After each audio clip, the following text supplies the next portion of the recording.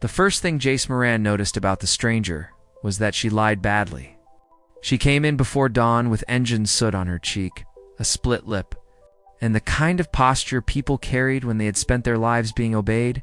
Her shuttle had limped into Dock 9 trailing plasma. And while station officials were still deciding whether to fine her or arrest her, she walked past all of them and found the human mechanic reckless enough to take cash without questions. "Fix it," she said, voice flat, eyes bright. Jace glanced at the shuttle and felt his stomach tighten. Because under the dirt and fake plating he saw a royal alloy and military shielding. "Lady," he muttered, "half the galaxy would kill for one bolt from that ship." She stepped closer, pain flashing through her mask. "Then charge me double and start, because if they find me before it flies, money will be the least of your problems." He should have refused. Smart men on edge stations survived by avoiding ships that smelled like history. But Jace had never been loyal to smart men. He sealed the bay, killed the cameras, and rolled his tools under the torn hull. The damage pattern told him enough.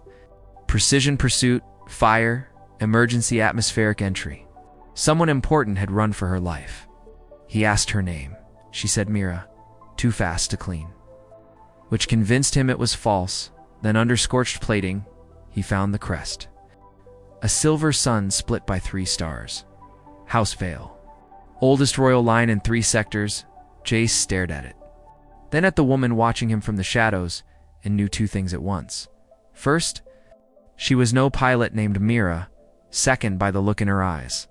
She was deciding whether he needed to die. He thought he was fixing a ship. He was really rewiring the fate of a kingdom. "You are far from home," Jace said. And this time, she did not deny it. She sat on an overturned crate, pressed a hand to her ribs, and exhaled like truth hurt more than the wound. "My name is Lyessa Vael," she said, 3rd daughter of the Solari throne. "My father is dead. My brothers were murdered, and the people hunting me now were my family's insignia." Jace stayed quiet, so she kept talking. A coup had swallowed the palace, and she had escaped with the navigation key that could summon the Loyalist Armada if she reached Ceres. She could expose the traitors if she failed. The new regime would erase her name before the week was out.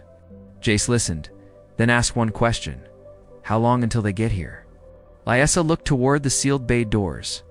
"Less than an hour," she said, as if the station itself heard her. Alarms began to scream. Dock 9 flooded red. Inbound military signatures cut across Jace's terminal. 3 gunships descending. "They know the dock number," he said. Lyessa drew a compact shock pistol from under her jacket. "Then they know too much." Jace looked from the half-repaired shuttle to the bay doors to the dead freight hauler behind them, and a plan arrived so fast it almost felt insulting. "Can this royal miracle survive one more ugly launch?" he asked. "If the engines hold for 8 minutes?" "Yes," Lyessa replied. "Then fix me 8 minutes." Jace grinned. 8 minutes is easy. Surviving my method is the difficult part. Some people are born into crowns. Humans are born into bad odds, and we learn to bite them back. The gunship hit the outer lock just as Jace rerouted station power into the shuttle's crippled launch spine. Sparks rained across the floor. Lyessa took the upper catwalk with a rifle, and Jace climbed into the dead freight hauler. He kicked the reactor awake, overrode the safeties, and sent the freighter lurching down the center rail toward the opening bay. The incoming soldiers fired immediately. Then the freighter bloomed into white flame as its overloaded cells went critical. The blast blinded their sensors and shattered formation. Chaos. Lyessa dropped 2 boarders from above. Jace slid from the smoking cockpit, hit the emergency winch, and ripped the shuttle free of its mag clamps, while warnings screamed that the launch angle was impossible. "Good," he shouted. "Impossible means they will not predict it." Another squad burst through the side access. Bolts burned through crates and plating. Lyessa fired with precision. Jace fought with a spanner and a welding torch, until a heavy round tore across the catwalk, and Lyessa cried out, her shoulder snapping back with blood across her sleeve. That was the moment the mechanic stopped taking the job as work, and started taking it as human. Jace caught her as she fell, dragged her into the cockpit, wired the final engine bypass by hand while the turbines screamed hotter than safety limits allowed. The shuttle shuddered, then roared awake, outside. The surviving gunship regained target lock and launched a missile straight into the bay. Lyessa saw it first. Jace did not think. He tore loose the grav loader beside the hull, gunned its lifters to maximum, and rammed the machine into the missile's path. The explosion threw him across the deck in a storm of metal and heat. When his vision cleared, Lyessa was leaning from the cockpit light. "Blood on her sleeve, get in," she shouted. Jace staggered up and climbed aboard just as the shuttle blasted through fire and debris, cut under the station's spine, and vanished into traffic before the pursuing ships could lock on again. Only when the stars stretched ahead and Dock 9 shrank into darkness did Lyessa finally look at him not as a mechanic, but as the man who had turned scrap into survival. "Why?" she asked softly. "Why would you risk your life for someone you do not even know?"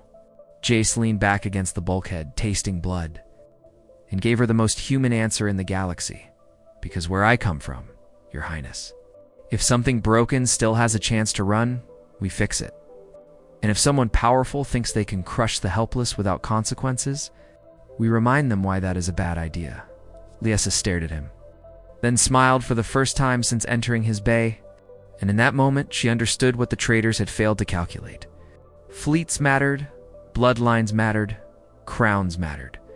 But give one stubborn human a wrench, a cause, and someone worth protecting, and he would turn a repair job into the opening move of a revolution.